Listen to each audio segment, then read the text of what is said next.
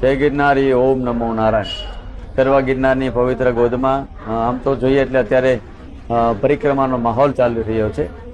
ગઈકાલે અમે જ્યારે આ ત્યાં બોલીએ છીએ એ પરિક્રમાના બીજા દિવસે બોલીએ છીએ, એટલે ના પરિક્રમા 2 તારીખે પૂર્ણ થઈ, આજે 3જી તારીખ છે.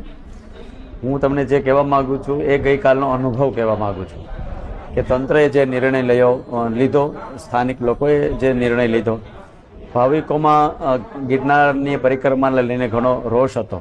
પણ ગઈકાલે અમે ગિરનારની પરિક્રમા સંતો સાથે અને ભાવિક ભક્તો સાથે કરી થોડી સંખ્યામાં, ત્યારે અનુભવથી અમે કહીએ છીએ કે ગિરનારની જે પરિક્રમા ગઈકાલની હતી એ ખૂબ જ વિકટ હતી. વિકટ એટલા માટે હતી કે ઘણા સમયથી અત્યારે વરસાદનો માહોલ છે. વરસાદની માહોલમાં જંગલમાં ઘણું કીચડ છે, કાદવ છે, લપસણું છે.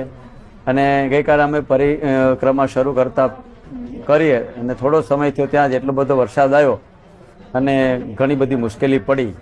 તો આપણે જોઈએ છીએ કે આ વરસાદમાં જો લાખોની સંખ્યામાં ભાવિકો ગયા હોત તો ઘણી મુશ્કેલી થાત, કારણ કે એમાં વૃદ્ધો પણ હોય, બાળકો પણ હોય, કોઈ બીમાર પણ હોય. તો આ સમયે પરિક્રમા કરવી એમના માટે ઘણી મુશ્કેલી બનત.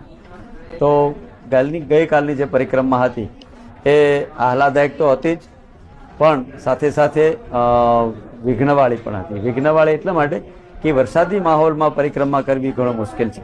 એમાં શરીર સશક્ત જોઈએ, મન પણ પાવરફુલ જોઈએ, અને એ સમસ્યાની સાથે લડીએ અને પરિક્રમા પૂર્ણ કરવા નથી. કારણ કે તમે જ્યારે માળવેલાની ઘોડી ચડો છો તો વચ્ચે તમને કોઈ બીજી સગવડતા મળતી નથી કે ત્યાં કાંઈ વાહન આવી શકે, પછી તો પગે જ ગમે તે રીતે પૂર્ણ કરવી પડે છે.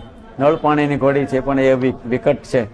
તો આવી વિકટ પરિસ્થિતિમાં પરિક્રમા કરવી એ ઘણું બધું એક પડકાર સ્વરૂપ હતું. ત્યારે અમે પણ આ પડકાર ઝીલી અને પરિક્રમા ગિરનારી મહારાજની કૃપાથી પૂર્ણ કરી છે.